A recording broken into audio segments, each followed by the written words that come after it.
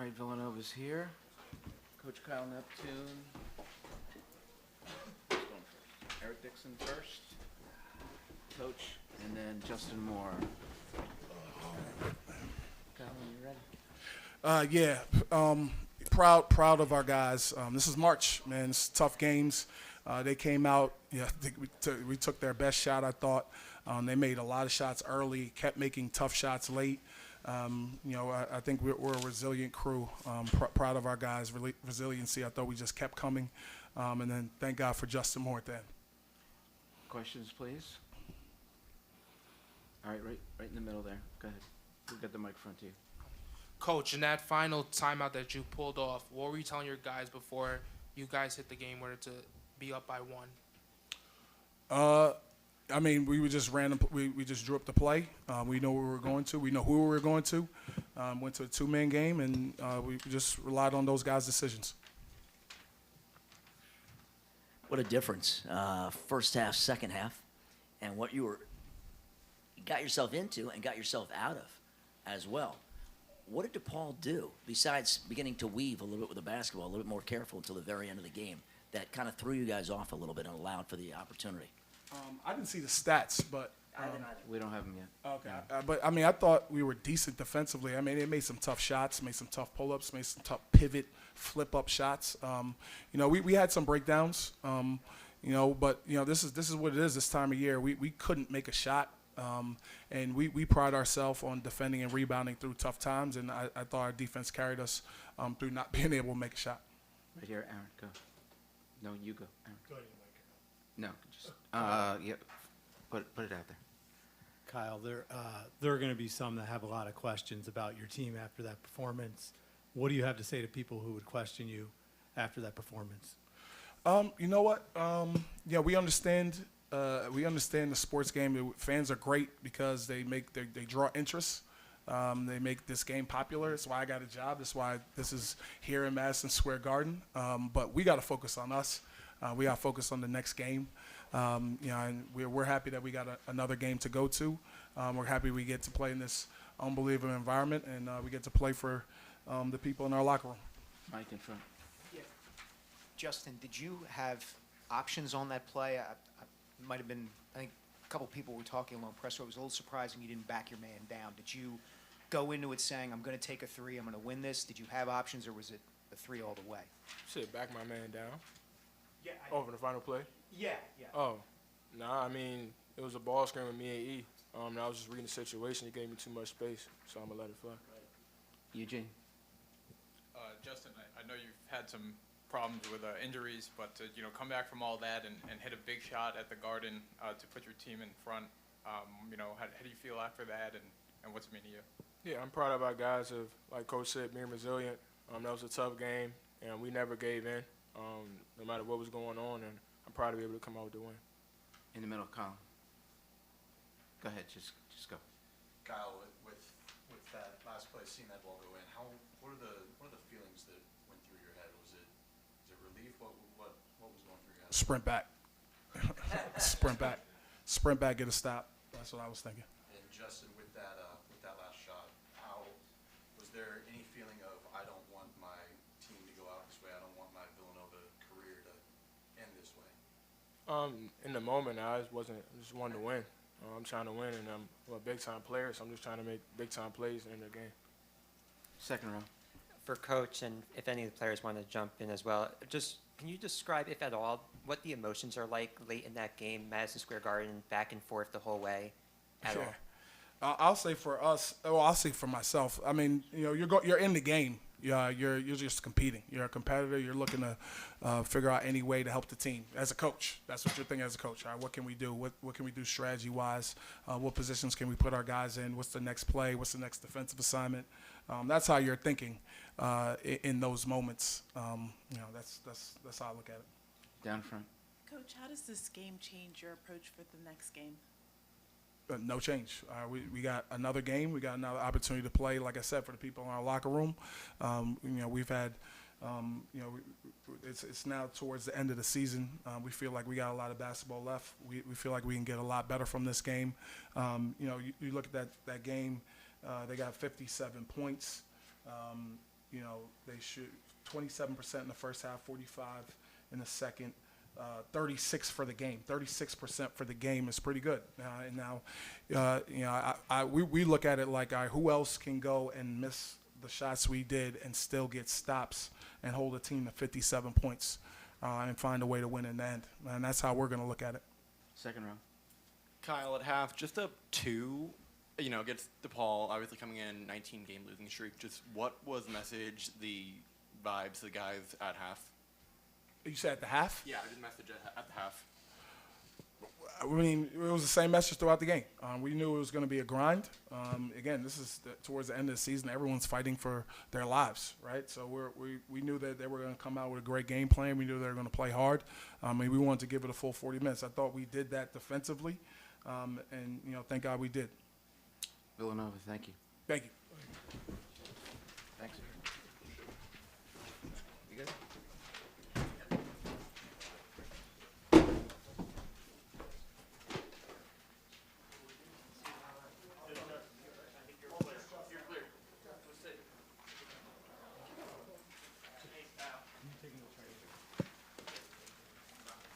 You're not taking it.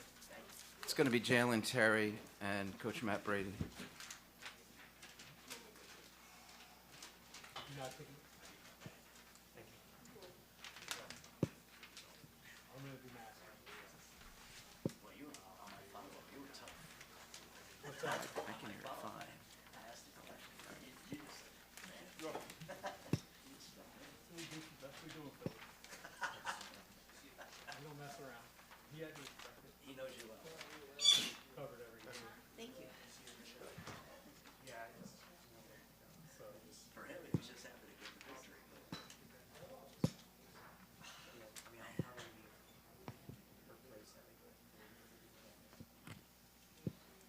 They could have been looking at the next round, too, and asked that question. I doubt that. But it would have been a good question. I don't know if they were focused on this game. So Jalen Terry's rebounds, which were 15, are the most by a DePaul player in a tournament game. The old record was 12 by Paul Reed against Xavier in 2020.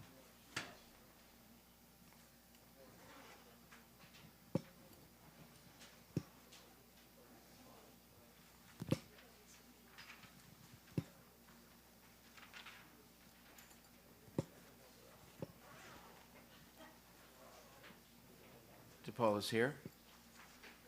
Coach Matt Brady, Jalen Terry.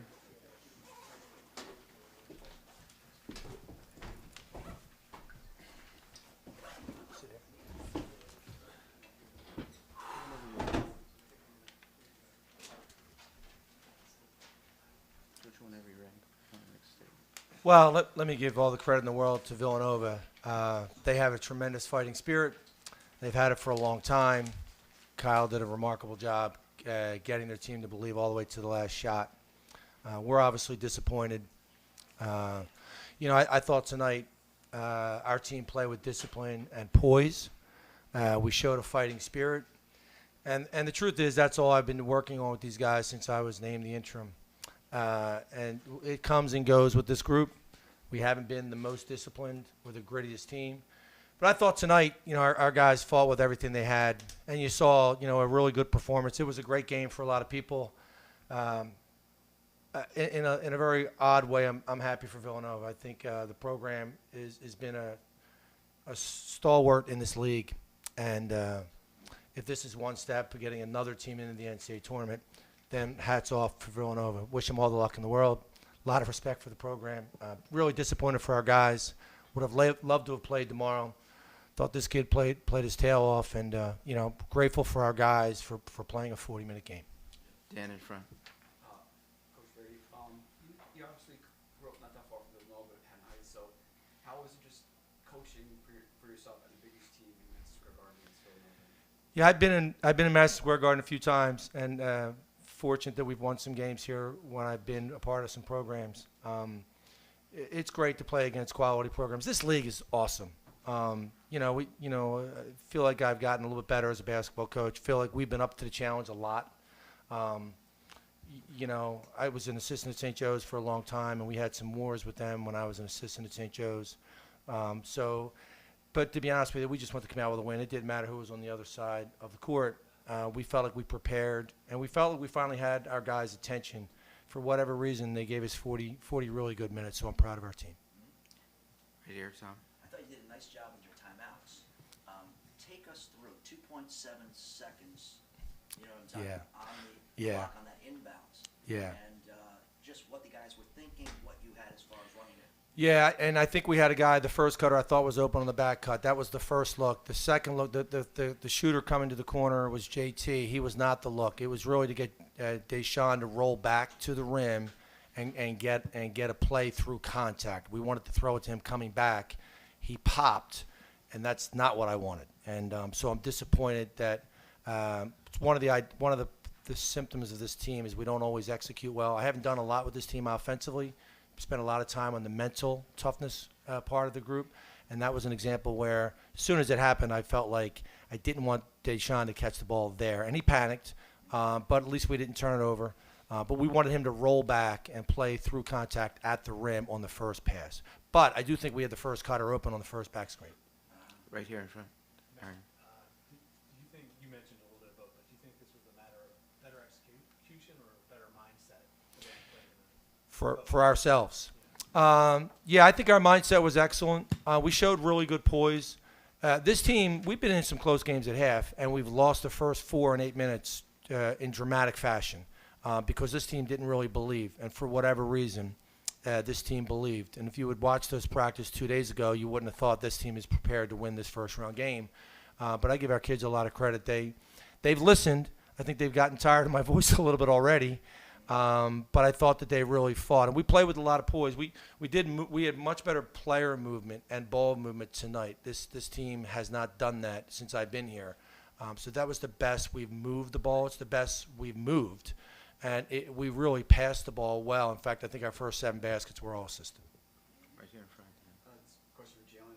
I don't know what your future with the DePaul program is, but the game you just had, you had 15 rebounds. I don't know if you ever had 15 rebounds in any game of your life, but could you just discuss this game? Like, you wanted to go out, like, to give something with the last one song. Yeah,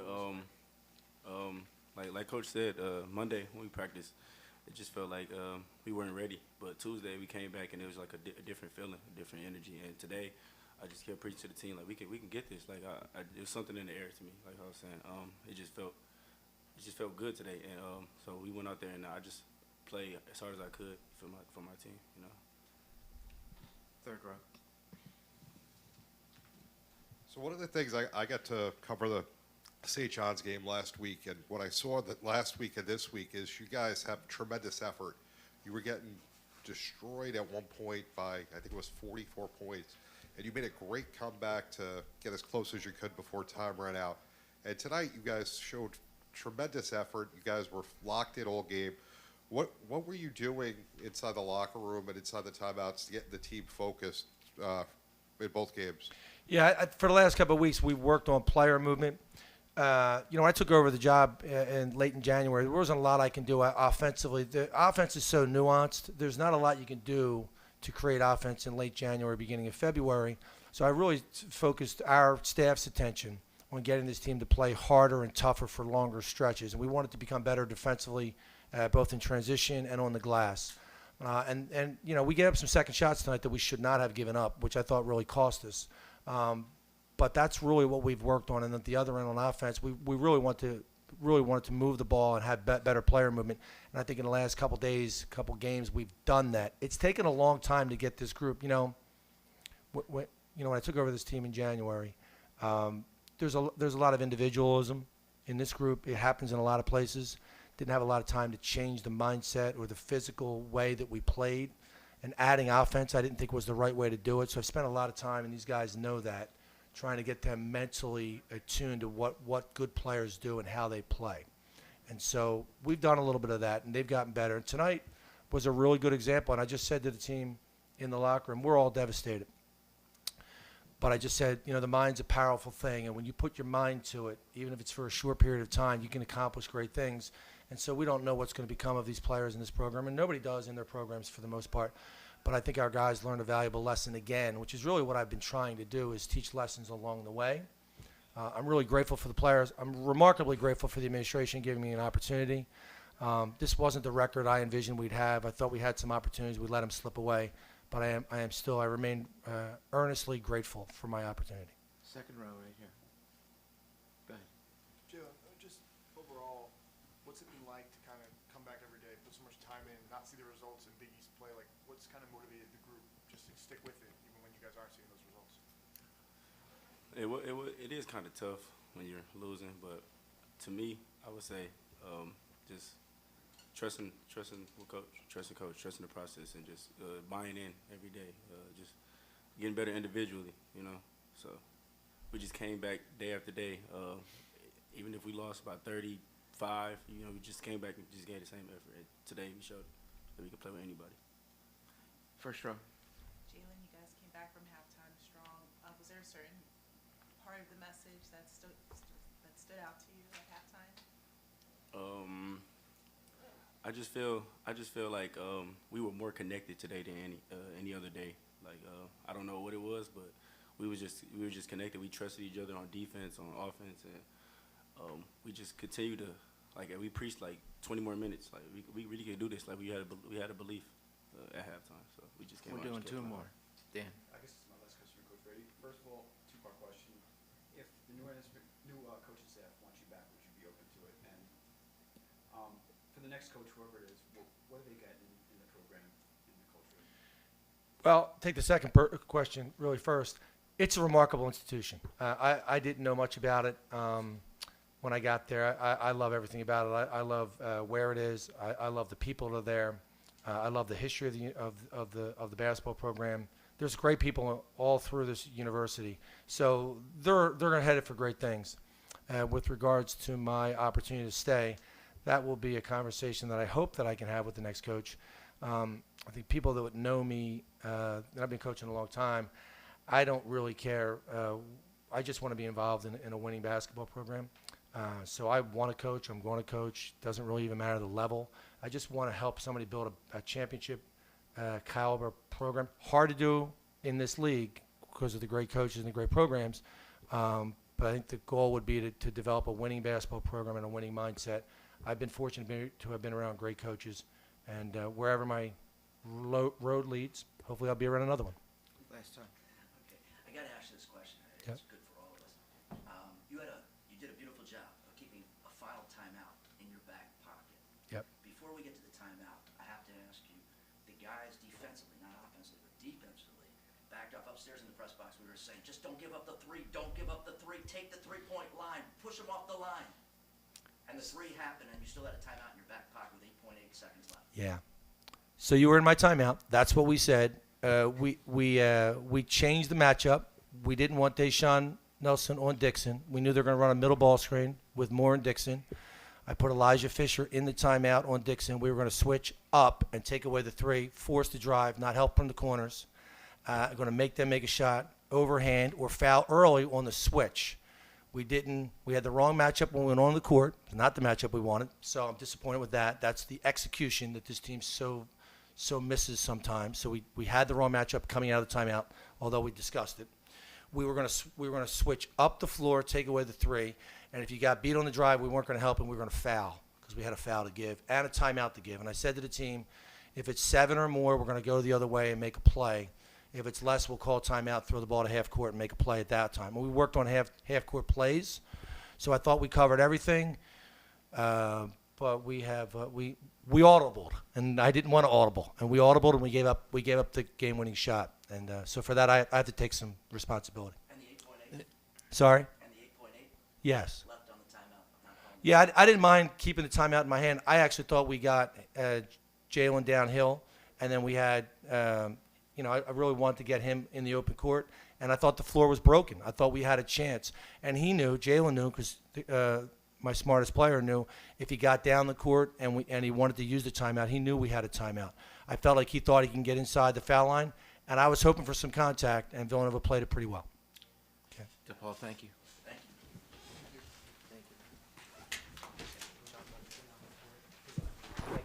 Good to see you. Is that right? Awesome. I want to see it. I bet I will. You know, they came out with a video, I guess. Too, right? I was there. Yeah. That was great too. Yeah. Right. Take care. Thank you again. Too. Okay.